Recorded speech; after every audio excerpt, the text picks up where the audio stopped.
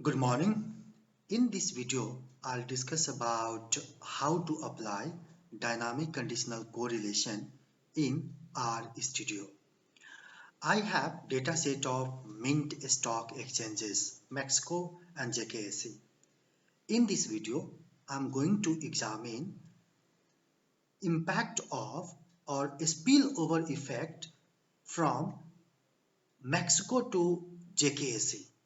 But this Mexico and JKSE stock exchanges are not stationary. That's why I have converted it into a stationary series, and that is your RJKSE, it means return on JKSE, and R Mexico, it means return on Mexico. In order to apply dynamic conditional correlation guards or DCC guards in R Studio, we require some packages, and these are like T-Series, Fintius, Ju, RU guards, E1071, and finally RM guards. I have installed all these 6 packages. So after installing these packages, we have to load it into library.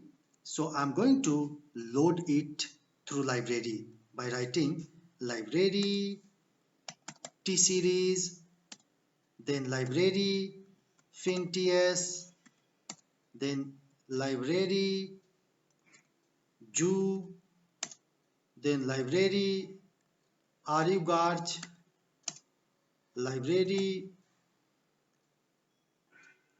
E1071, and finally library RMGarch. Now each and every package has been installed and loaded it in library. So I'll explain dynamic conditional correlation in this R Studio with the help of 3 different stages. I also request you all to go through introduction part before going to this video. So let's start. The first step is related with this step, and that is the command. I'll explain this command. So this command says that univariate guards, because when you apply multivariate guards, either that may be DCC or any multivariate guards, first and foremost it applies univariate and then it considers residuals and other thing from univariate guards and then gives the result of DCC or any other multivariate guards.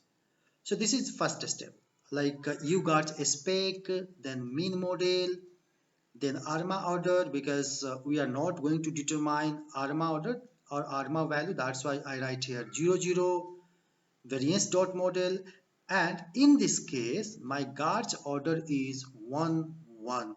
It means arch term 1, guards term 1, and model is a standard guards. Finally distribution dot model equal to norm, and then enter. So my first step has been able to run. Let's talk about second step. Second step talks about our DCC specification. It says DCC specification, and this is U spec. This U spec is nothing but the value of univariate guards, which I saved in the name of U spec, equal to multi-spec replicate 2. I'm going to examine the spillover between two variables. That's why I write here 2. This number of 2 may vary as per the number of variables. Then USPEC DCC order 1 1. So here my order of DCC is 1 1. Distribution MB norm, and then enter.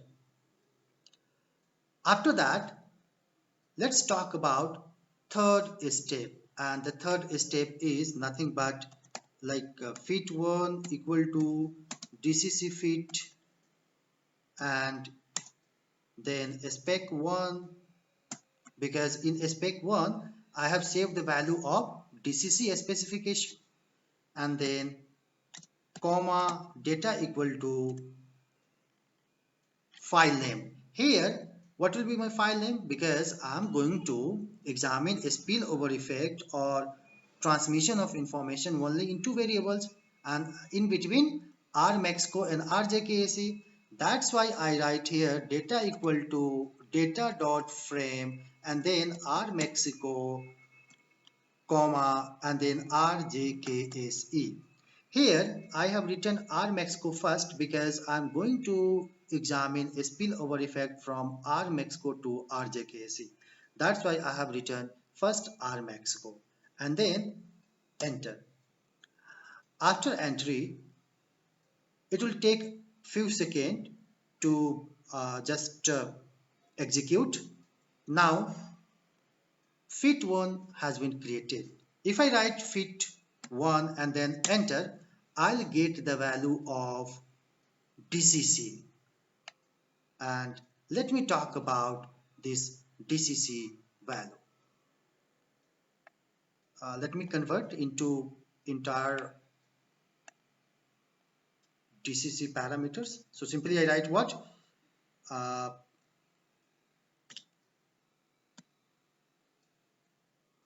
Fit 1, and this is my DCC. Well, now this is our expected outcome. If I say, if I read this from the beginning, it says the distribution, multivariate norm, and my model is DCC1, and these are my parameters. So let's interpret it. This mu is nothing but overall mean. Omega is constant, alpha 1 that is R's term, beta 1 Gard's term. So we have two variables, that's why this omega alpha 1 and beta 1 will be given of two different variables, and like rmexco and rjkc, right? So here I have already explained these things into univariate Gards. Our matter of concern is here DCC alpha and DCC beta. What it indicates? It indicates that DCC talks about, or DCC alpha 1 talks about short run volatility impact, and DCC beta 1 talks about long run volatility impact. It means either there is short run spillover effect or not. Here, if I talk about p-value, p-value is 0.09, which is greater than 5%. So if I interpret, it is like that there is no short run spillover of volatility from rmexco to rjkc. Again, if I talk about DCC beta, this DCC beta is greater than 5%. It means here we can say that there is no long run spillover of volatility from rmexco to rjkc, and the estimation is in positive. So it has to be positive. The estimation, or you can say the coefficient of DCC alpha 1 and coefficient of DCC beta 1 should be positive, and it should not be greater than 1. The same thing happens here. If you add DCC alpha 1 and DCC beta 1, it becomes less than 1. So our estimations are also under the threshold limit. So that is all about DCC using RStudio. I hope you like it. Thank you very much.